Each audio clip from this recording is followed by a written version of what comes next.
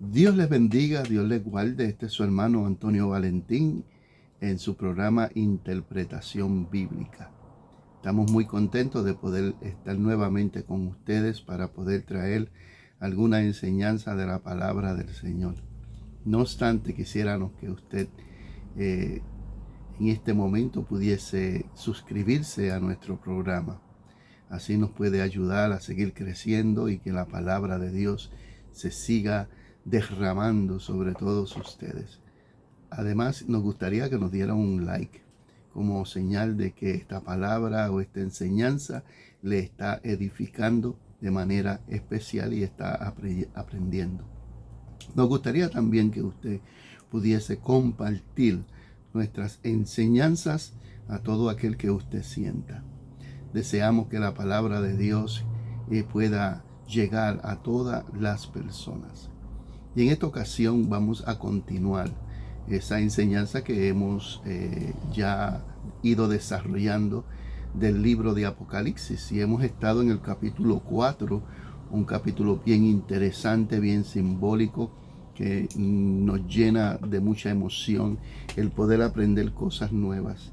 Y siempre recalco que hemos visto el libro de Apocalipsis como un libro de miedo, de terror, de ruina. Y siempre lo estoy enfatizando, pero cuando uno se adentra al libro de Apocalipsis, libro de las revelaciones, uno puede ver gloriosamente la eternidad de Dios y cómo Dios, amén, trabaja a favor de su pueblo y su iglesia.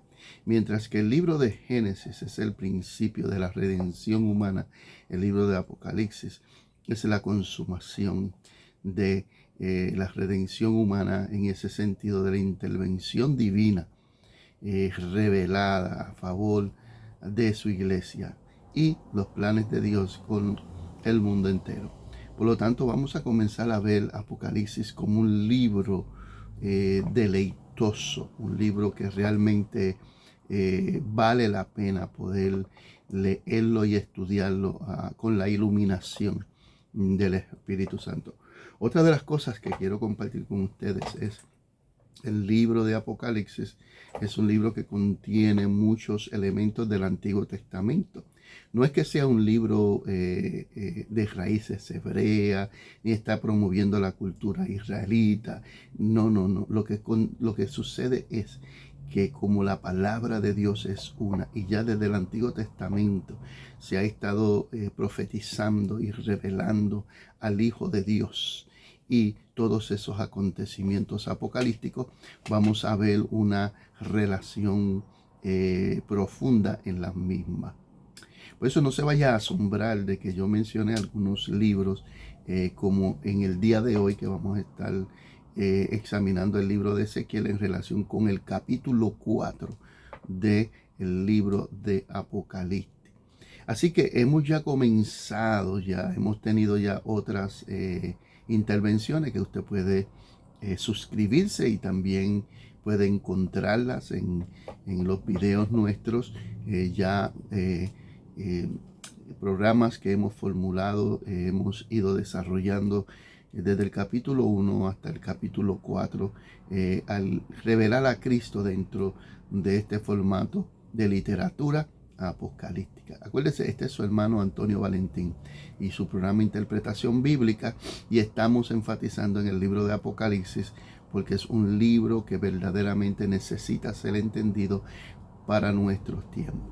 Así que lo que queremos es que usted pueda tener un interés, poder hacer conexión con este libro, así como lo hizo la iglesia primitiva, la iglesia del primer siglo en su condición o en su entorno social, cultural, política y religiosa, y todos aquellos eventos donde la iglesia pasó por sucesos difíciles y cómo podían encontrar en el libro de Apocalipsis esperanza ante esas situaciones difíciles y cómo nosotros hoy podemos, como iglesia que somos de Cristo igualmente, podemos encontrar esa esperanza.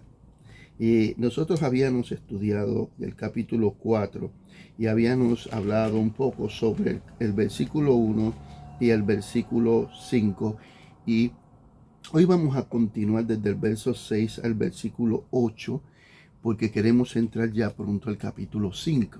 Pero es importante seguir hablando que la semana pasada estuvimos hablando sobre el trono de Dios y estuvimos hablando sobre que aquel trono representa el dominio de Dios sobre el aspecto humano celestial en la tierra y debajo de la tierra. Y que ese escenario que ve Juan en el capítulo 4, ese trono, y alrededor de él habían unos tronos también y unos ancianos, 24 por cierto, que habíamos dialogado y que tenían ropas blancas, representaba todo ese escenario, lo que podemos ver como una corte, como un tribunal, donde ya Dios se le está mostrando a Juan que va a comenzar a juzgar a los enemigos de la iglesia, porque es Dios el que toma el juicio en contra de aquellos que se han levantado en contra de la iglesia. Y esto es un punto muy alusivo al Antiguo Testamento concerniente a Israel, ya que Dios decía claramente que juzgaría a sus enemigos.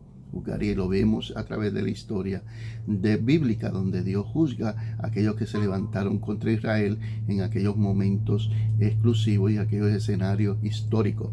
Por lo tanto, el Señor está dando un consuelo a la iglesia y le está diciendo: yo soy el que juzgo, yo soy el que castigo, yo soy el que establezco sentencia. Por lo tanto, me gusta mucho, ¿verdad? Cómo mezclamos, cómo comparamos las escrituras en las doctrinas del Antiguo Testamento, pero también en las doctrinas apostólicas.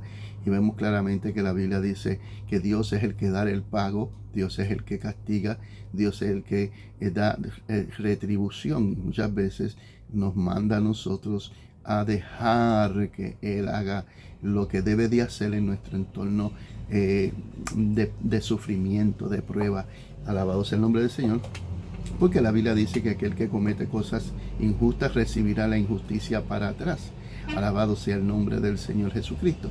Y en torno a la iglesia ha sido perseguida, la iglesia ha sido difamada por muchos siglos, pero no ha podido ser exterminada, no ha podido ser derrotada. Alabado, porque Dios es el que históricamente ha peleado por la iglesia. Alabado sea el nombre del Señor. Y eso es lo que estamos viendo aquí, donde Juan ya está viendo un trono de juicio, donde Dios le está diciendo: mira, voy a comenzar a vengar la sangre de los inocentes mártires que han dado su vida por causa del reino de Dios. Alabado sea el nombre de Cristo Jesús. Y esos 24 ancianos, como habíamos dicho, son una representación de un tribunal. Vestidos de ropas blancas, representan la santidad, la claridad con que se va a procesar o hacer un proceso de juicio. Las coronas representan aquella autoridad delegada de parte del juez para poder manejar un escenario de juicio conforme a la verdad de Dios.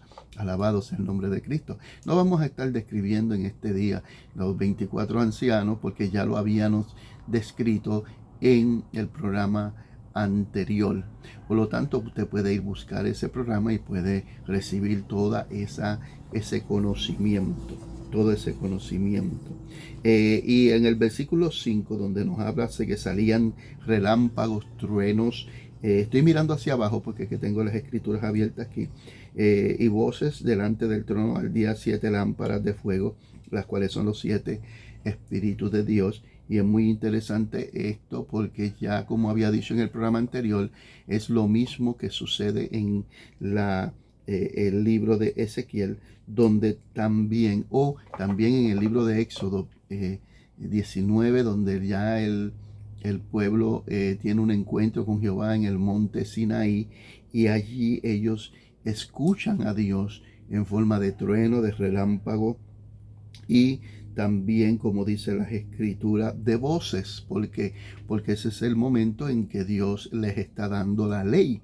y la ley o el decálogo representan las ordenanzas de Dios, y especialmente este escenario apocalíptico nos está mostrando lo mismo, que lo vamos a ver en el capítulo 5, donde se abren unos rollos y se revelan unas endechas y lamentaciones y hay ¿verdad?, en contra de aquellos que han desobedecido el mandamiento de Dios, en este caso el nuevo pacto.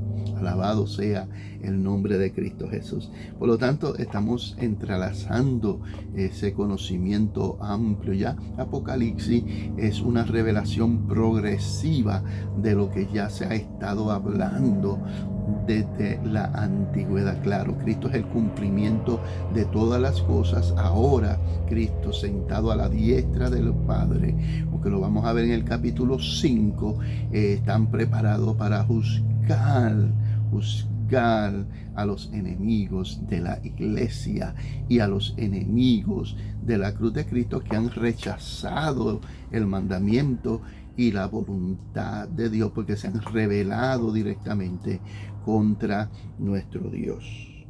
Por lo tanto, hoy estaremos tocando un poquito sobre el versículo 6 hasta el versículo 8, muy interesante, porque ya aparte de que se muestra el trono, se muestra los 24 ancianos y este escenario de juicio, también vemos en el texto, y vamos a estar leyendo el texto y vamos a estar interpretándolo. Y dice el versículo 6, y delante del trono, que habíamos visto el trono en el centro, y alrededor del trono habían 24 tronos también, pero delante del trono, y esto es bien importante, había como un mar de vidrio. Y cuando nosotros leemos literalmente la palabra mar de vidrio, pues se nos viene a la mente esos predicadores de antaño que nos decía que allá arriba había un mar que era como de vidrio y que crujía con sus olas y todo ese escenario, porque dentro de su mentalidad finita o dentro de su poca búsqueda o interpretación, no podían vislumbrar un escenario diferente. Por lo tanto, muchos de nosotros crecimos creyendo que el mar de cristal que muestra aquí, o el mar de vidrio que muestra aquí frente al trono, es un mar como un océano, ¿verdad? Como decimos, un océano totalmente claro, transparente. No, hermano, eso es incorrecto. El mar de cristal o el mar de vidrio en esta ocasión es el nombre que se le da a lo que en el Antiguo Testamento en el tabernáculo era el lavacro, donde los sacerdotes se limpiaban las manos después de los sacrificios. Quiere decir que se purificaban sus manos con el contacto con aquel pecado. Alabado sea el nombre del Señor. Quiere decir que el Señor ya le está mostrando un lavabraco frente al trono de Dios, porque eso representa pureza, representa santificación, perfección, purificación dentro de los procesos legales de Dios. Alabado sea el nombre de Cristo Jesús. Así que ya no vamos a pensar más en un mar de vidrio como un océano, sino como aquel instrumento que se utilizaba en el tabernáculo, donde se le conoce como el lavacro, donde se limpiaban las manos los sacerdotes después que ellos hacían esos sacrificios. Alabado sea el nombre de Cristo Jesús. Nos está dando una alusión de que Dios está llamando a un constante limpieza delante de Dios. Está frente porque para poder tener una relación, alaba lo que Él vive con Dios, nuestras almas, nuestra vida, nuestra mente, nuestro cuerpo, nuestro espíritu son limpiados. Por eso en Colosenses la Biblia dice claramente que el Dios de paz os santifique por completo, alma, cuerpo y espíritu. Tesalonicense, alma, cuerpo y espíritu Espíritu, el Dios de paz, os santifique por completo. Quiere decir que es una iniciativa por gracia y por misericordia de Dios limpiarnos de nuestros pecados a través de la sangre de nuestro Señor Jesucristo y nos hace acepto. Por lo tanto, es como cuando Pablo decía claramente en la Escritura, en su epístola, que entremos confiadamente al trono de su gracia para el oportuno socorro, porque ya ha habido una mediación perfecta e indestructible, que es Cristo Jesús, el Hijo de Dios, que ha sido dado para salvarnos de nuestros pecados y romper esa barrera intermediaria entre Dios y el hombre. Por lo tanto, ese lavacro puede también simbolizar a Cristo Jesús en sus procesos de purificación, porque Dios ha purificado a sí mismo a la iglesia para que la iglesia tenga acceso a Dios. Cuando vamos al Éxodo, vemos claramente a un pueblo donde está frente a una montaña que bota humo, que hace relámpago, que hay una atmósfera sumamente divina. Vemos que Dios claramente prohíbe que este pueblo pase las líneas, porque podían morir ante aquella gran santidad. Pero eso es algo que el Señor lo hacía adrede para que ellos pudiesen tener una conciencia. Acuérdense que la conciencia de los hebreos por 400 años estuvo entenebrecida hasta que son liberados hacia ese aspecto, ¿verdad?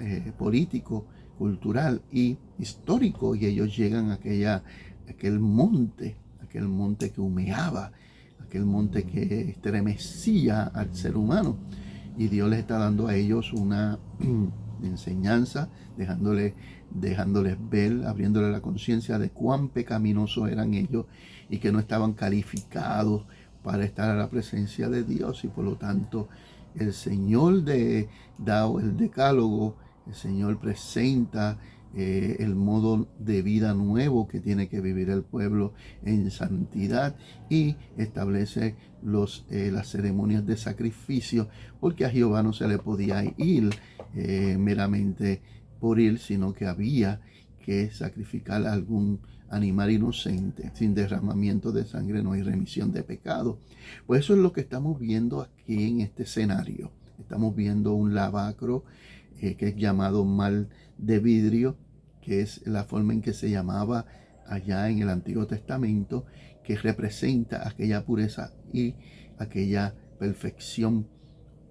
Oiga, proveía por Dios mismo. Quiere decir que Dios ha proveído ese medio. No es usted que se está santificando para Dios.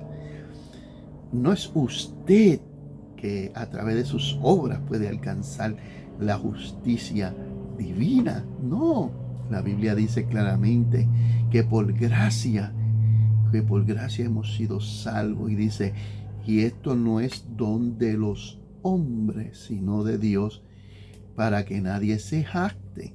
Alabado sea el nombre del Señor. Las buenas obras son el producto de nuestra fe en esa obra iniciada por Dios. Por lo tanto, me encanta este escenario apocalíptico, porque nos está diciendo que hay la solución para llegar a esa presencia de Dios. Fíjese que el juicio de Dios, aunque es un juicio para juzgar conforme a nuestras obras, es interesante esto, mi hermano. El Señor está mostrando que Él está dando oportunidad a la sociedad, dando oportunidad al mundo entero para que estos puedan purificarse en la sangre de Cristo Jesús, en el lavacro que el Señor ha proveído en Cristo Jesús, porque la Biblia dice, justificados pues por la fe tenemos paz para con Dios por medio de nuestro Señor Jesucristo. En el libro de Apocalipsis es el libro de la revelación de Cristo. Significa que revela a Cristo en los procesos. Por eso tenemos que saber interpretar los símbolos y relacionarlo con nuestro Señor Jesucristo en su obra redentora y a favor de su iglesia. El libro de Apocalipsis tiene dos vertientes. Es esperanza para aquellos que reciben ese mal de vidrio. Alabado sea el nombre del Señor, el cual tienen acceso con sus vestiduras blancas. Alabado sea el nombre del Señor, con el testimonio de Cristo Jesús del Evangelio, a tener una relación con el Señor. Por eso Pablo decía que la iglesia del Señor en Éfeso está juntamente sentada en lugares celestiales. En otras palabras, nosotros aquí en la tierra tenemos acceso a ese mundo espiritual, porque ya nosotros hemos sido limpiados por la sangre de nuestro Señor Jesucristo y fuimos arrebatados del reino de las tinieblas y ubicados en el reino de la luz de Cristo. Qué maravilloso todo lo que hemos hablado con solamente un texto. Y dice que ese semejante al cristal y junto al trono y alrededor del trono. Amén. Entonces también hay unos símbolos importantes donde vemos 4 seres vivientes llenos de ojos delante y detrás. Un escenario que es tomado, considerado como el mismo en el 95% de la visión de Ezequiel en el capítulo 1. Así que yo le exhorto a todos ustedes que puedan leer el capítulo 1 de Ezequiel y puedan asimilar ese capítulo ya con el capítulo 4 de el libro de Revelaciones, porque estamos viendo una similitud muy efectiva. Y aquí estamos viendo uno de los números importantes en Apocalipsis que nos muestra también una enseñanza y un símbolo. Fíjese que en la Biblia textual que yo tengo aquí, la Biblia textual, nos habla aquí sobre los números bíblicos, y me gustaría compartir con ustedes sobre el número 4. Y dice que el número 4 denota aquello que prosigue a la revelación esencial de Dios. Porque el trino, el número 3, es importante, pero ya el número 4 da una revelación con aquella relación con el trino Dios. Y nos habla de su obra creativa. Él es conocido por medio de las cosas hechas, como dice Romanos capítulo 1, verso 20, que todo lo que nosotros vemos es Dios mismo en ese sentido, porque Dios ha creado todas las cosas, ¿verdad? El ex nihilo de lo que no se ve, como dice en Colosenses. Entonces el libro de Apocalipsis hace una numerología muy importante que hay que descodificar, porque el libro de Apocalipsis fue un libro hecho con códigos y símbolos para que aquellos enemigos romanos no pudiesen entender. Por lo tanto, la iglesia en aquel tiempo tenían un conocimiento de la simbología, especialmente los hermanos judeocristianos que tenían un acceso a la escritura judía. Por lo tanto, es interesante porque el 4 es el número de la creación. Es el número de la creación. Es interesante. El 4 es el número de aquello que materialmente se ha acabado. Por lo tanto, es el número del cosmos. Y es interesante porque el número 4 nos presenta 4 elementos básicos, que es tierra, aire, fuego y agua. Y también los puntos cardinales que vamos a estar viendo también en Apocalipsis, que nos habla del oriente, del sur, occidente y el norte. Acá en el occidente decimos norte, sur, este y oeste. Qué tremendo, amado hermano. Y también nos da las divisiones del día, tarde, noche, mañana y mediodía. Y las vigilias también de la noche. Pero también nos da también las estaciones del año: primavera, verano, otoño, invierno. Y vemos que el número 4 es importante dentro de la creación porque nos está hablando de lo que está físicamente acabado.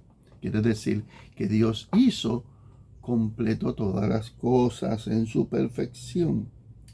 Por lo tanto, en el capítulo 1 y en el capítulo 4 vemos el número 4 dirigido a 4 seres simbólicos aquí, que también lo vemos en el libro de Ezequiel capítulo 1. Y dice aquí claramente, y 4 seres vivientes llenos de ojos delante y detrás. Una de las cosas que tenemos que interpretar en el libro de Apocalipsis es que cuando se está hablando de ojo, se está hablando de un Dios que todo lo ve, un Dios que todo lo mira, un Dios que todo lo observa, ¿okay? Un Dios omnisciente. Y Dios tiene su ejército y tiene sus compañías angelicales, que bíblicamente nosotros tenemos luz sobre ese aspecto importante. De acuerdo a la revelación bíblica podemos aducir que estos eran querubines, y también hay serafines, querubines y serafines, que se distinguen de los ángeles, porque los querubines y serafines son ángeles que predominan en sus aspectos, no son iguales y tienen una representación y están cerca de Dios en esa esencia de revelación. Por lo tanto, aquí podemos decir claramente que estos ojos que están delante y detrás está hablando sobre esa verdad divina, esa justicia de Dios, que Dios juzga con justicia justa, porque todo lo ve y lo observa. Por lo menos, cuando nosotros vamos al libro de Job, nosotros nos vamos a encontrar un escenario en el capítulo 1, bien claro, donde la Biblia enseña que un día los hijos de Dios o los ángeles llegaron a la presencia divina, y entre ellos se coló el Al-Satán, aquel que es un fiscal y que anda por la tierra buscando a quien acusar para llevarlo a la presencia de Dios y juzgarlo. Por lo tanto, ese es un tema que vamos a estar tocando, ¿verdad?, luego. Pero lo interesante aquí es que el Señor muestra en el libro de Job, nos abre las cortinas celestiales y nos muestra ángeles que están rondeando la tierra, están caminando entre nosotros, están observando nuestras conductas, y muchas veces ellos intervienen ante situaciones que Dios en su voluntad les pide. Pero estamos viendo cómo estos ángeles se mueven alrededor del mundo, observando y mirando la realidad existencial de una sociedad que está lejos de Dios, y algunos que dentro de ellos han alcanzado el favor de Dios. Por lo tanto, es interesante que podamos ver estos seres llenos de ojo. Y me llama la atención porque el término seres no es aplicable o no se describe como un animal o un hombre, sino seres. Es la forma en que Juan los mira y los contempla, porque Juan está viendo cosas que él nunca había visto. Está viendo unos personajes apocalípticos que nunca había visto. Alabado sea el nombre del Señor Jesucristo, pero que tiene una alusión claramente en el libro de Ezequiel. Y cuando vamos al libro de Ezequiel, vemos claramente que desde el versículo 5, y dice que después que miró toda aquella gloria que venía del oriente, dice que vio unos seres que emergían, dice, de esa experiencia, de ese fuego, de ese torbellino. Dice que emergían unos hombres, unos seres, y dice aquí seres, igualmente que en Apocalipsis dice seres vivientes, y es el mismo término que se usa en el versículo 6 del capítulo 4. de Apocalipsis seres vivientes. Y en Ezequiel se usa también el término seres vivientes y su apariencia era como la semejanza de hombre. Y es interesante porque en Ezequiel vemos una visión más amplia de los seres que está viendo Juan. Y dice que era semejante a los hombres. Y estos tenían 4 caras. Ok, 4 caras, y vemos el número nuevamente de 4, que significa la contemplación de la creación de Dios. Porque el mundo como creación en el libro de Apocalipsis tiene una suma atención importante. Amén, porque es creación de Dios. Y dice que tenían 4 alas. Y así sucesivamente en el libro de Apocalipsis lo vemos con 6 alas.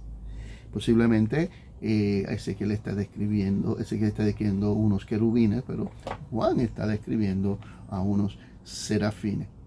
Aquí el punto no es el que si tienen 4 tienen 6, es la función que están llevando, la representación de estos seres que nos muestra la Escritura. Ahora, volvamos al capítulo 4 de Apocalipsis, versículo 7, y dice que el primer ser viviente era semejante a un león. Y cuando estamos hablando del león, hablamos de la tribu, se nos viene a la mente la tribu de Judá, o el león de la tribu de Judá, que es una representación de Cristo Jesús. Es un animal feroz, es el que gobierna, o el que le llaman el rey de la selva. Y el segundo era un semejante a un becerro. Fíjese que cuando hablamos de león, en el versículo 10 de Ezequiel nos dice: y el aspecto del rostro era como el rostro de hombre, pero los 4 tenían también cara de león. Hay una similitud bien importante. Y después nos dice: y a la derecha los 4 tenían cara de buey. Acá en Apocalipsis nos dice de becerro, pero mayormente es lo mismo. Y vemos también que a la izquierda tenía también cara de águila. Es importante porque nos está hablando en el capítulo 4, versículo 7, y el 4 era semejante a un águila volando. Y también nos está hablando del rostro de un hombre. Es una similitud que se ve claramente con un propósito. Y como habíamos hablado anteriormente, estos seres representan a la creación de Dios. Nos está hablando de un león, nos está hablando de un toro, un becerro, nos está hablando de un águila, y nos está hablando del hombre, pero que el hombre es el que domina. Por lo menos en Ezequiel nos está hablando que aquí tenía el rostro de un hombre, y enfatiza en eso porque Dios le ha dado el dominio y el control al hombre de la creación. Pero cuando vamos más adelante, dice que estos 4 seres tenían alas, y alrededor y por dentro estaban llenos de ojos, y no cesaban día y noche de decir: santo, santo, santo, el Señor Todopoderoso, el que era, el que es y el que ha de venir. Estaban adorando y glorificando a nuestro Señor Jesucristo. Quiere decir que el objetivo de toda la creación, como dice ya en los Salmos, es que toda la creación, las aves, los animales y el hombre, puedan adorar y glorificar a su Creador.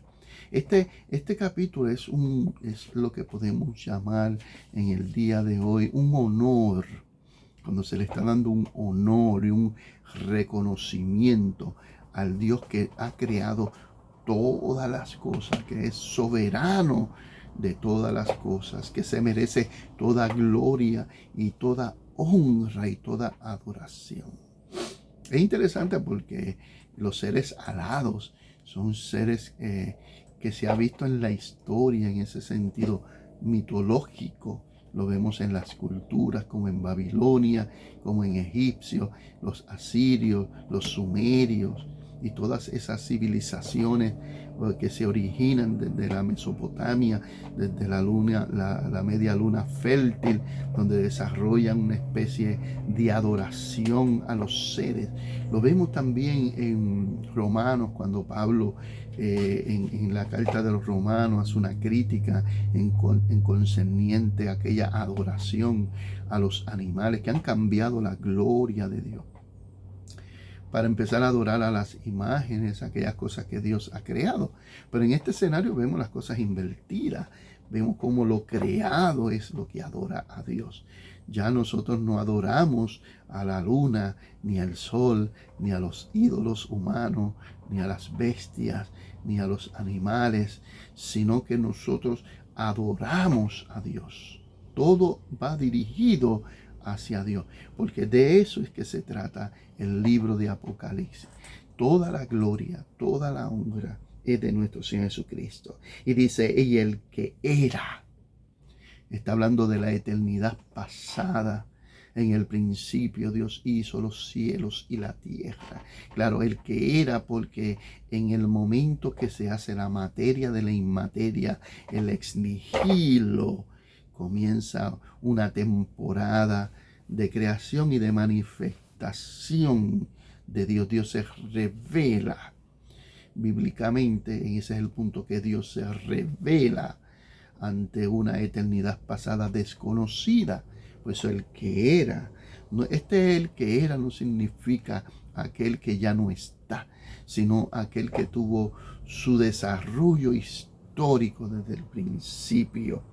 El que es, porque ya estamos viendo aquí, conforme a Colosenses, que las cosas que han sido creadas no hubiesen sido creadas si no hubiesen sido por nuestro Señor Jesucristo, el cual sustenta todas las cosas.